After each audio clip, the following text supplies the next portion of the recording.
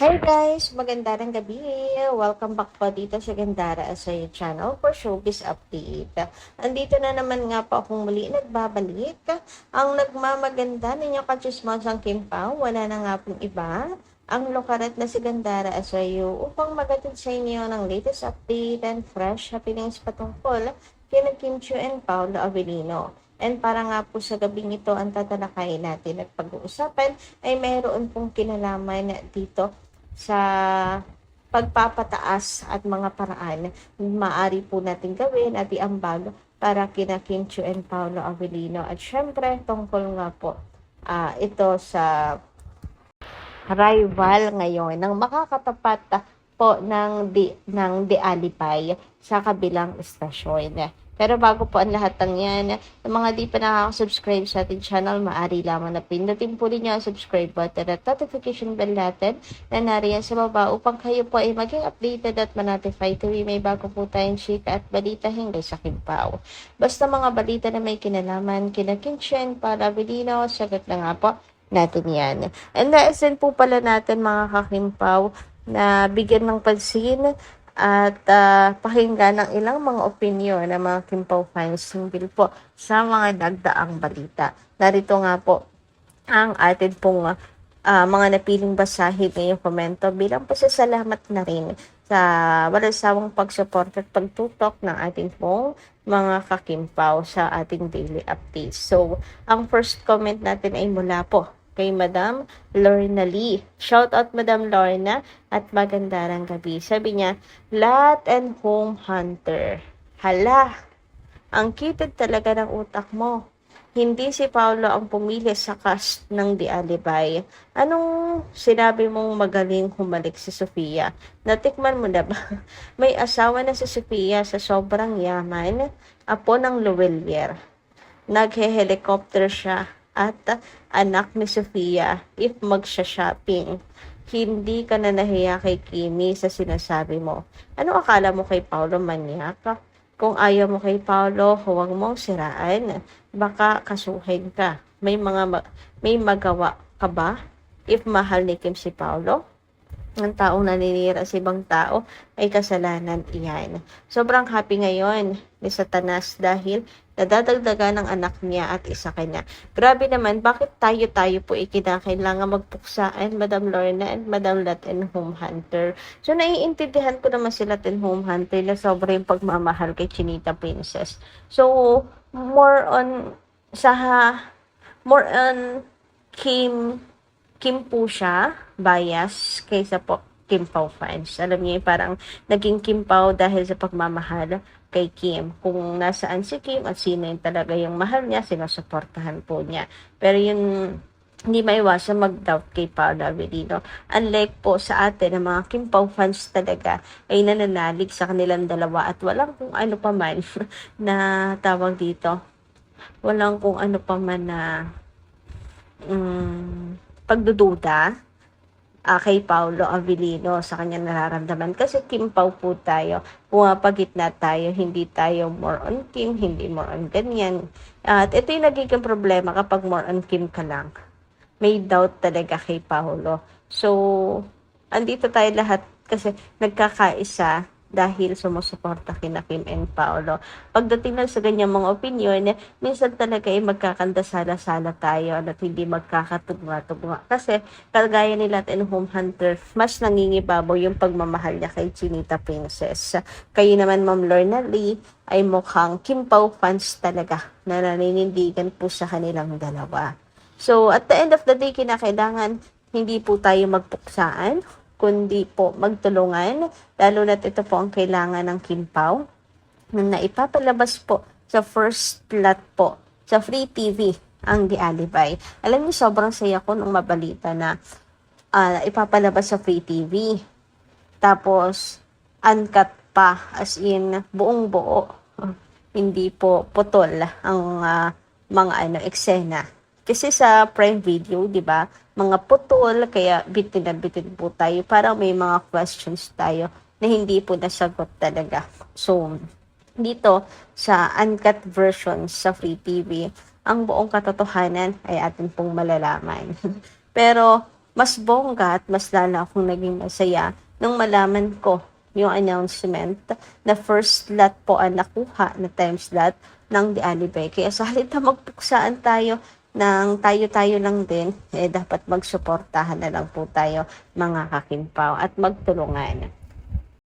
Anyway, dumako naman po tayo ngayon sa next comment natin kay Ma'am Norme Dayag. Sabi niya, Good AM Gandara, with all my speculations and analysis, si Kim ang ayaw pang magpakasal kasi makikita mo kay Paolo na gustong gusto ng magpakasal.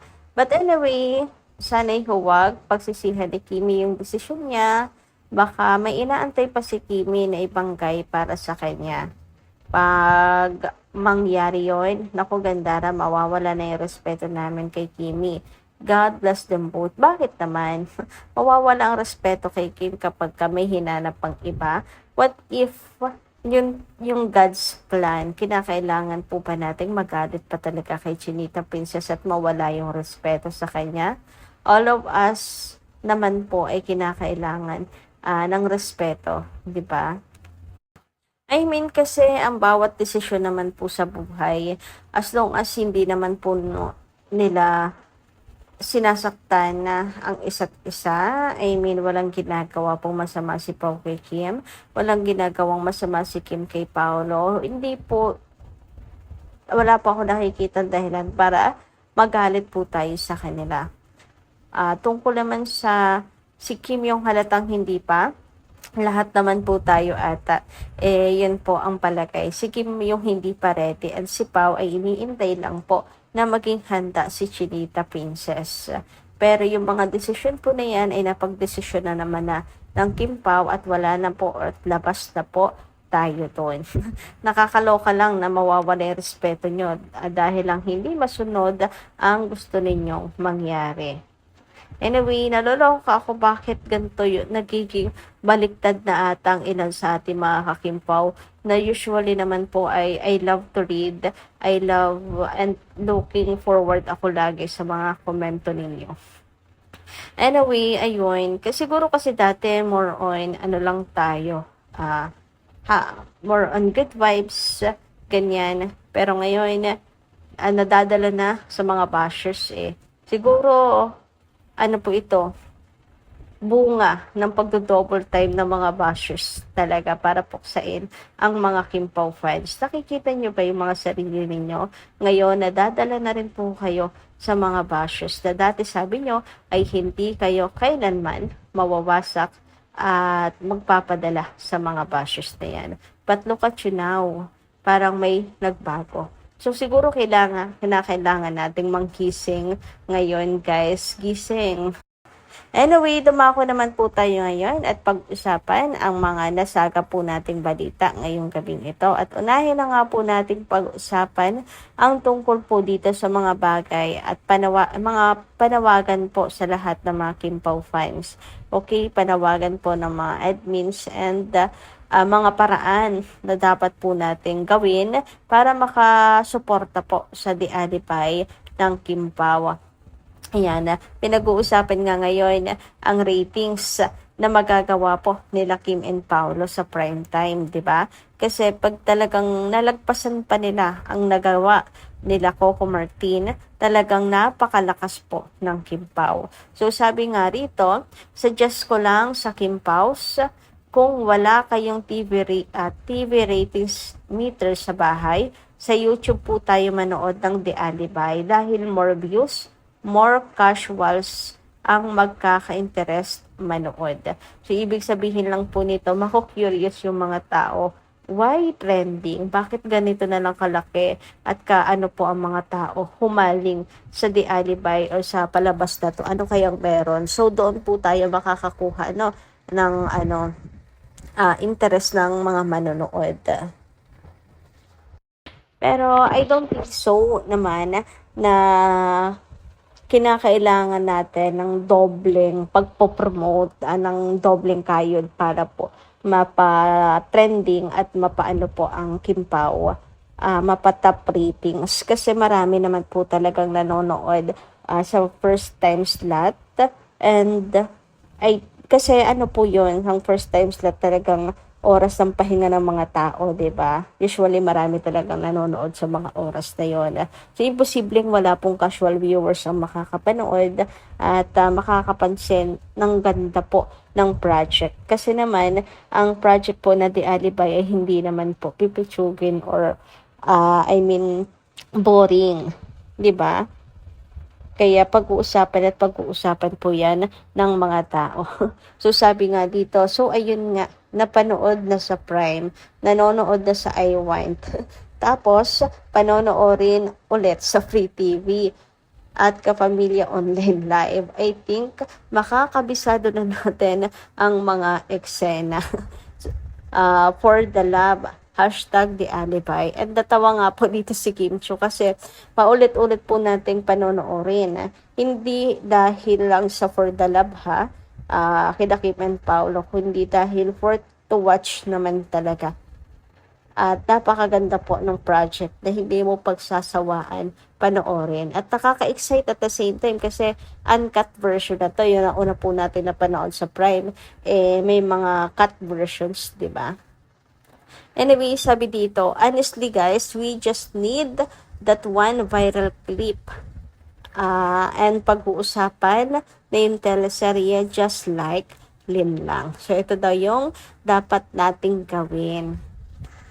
I think kahit hindi naman Kim Pao fans po ang gumawa niyan, mga casual viewers na po kasi marami talaga nanonood sa slot na yon. Hindi na kinakailangan ng 100% effort po natin.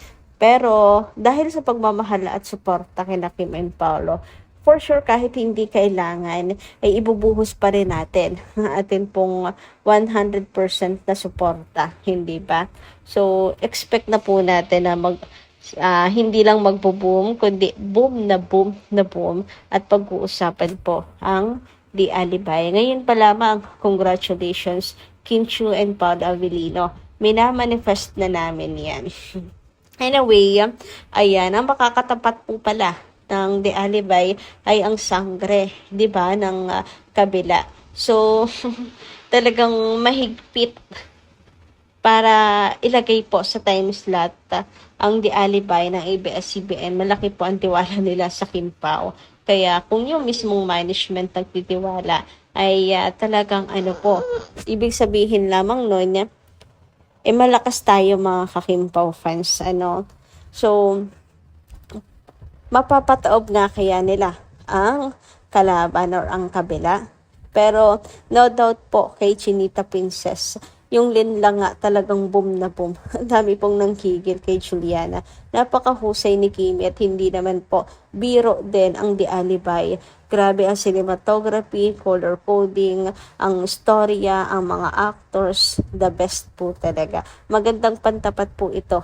And ang ratings sigurado pong mataas. Hindi lang mapantayan.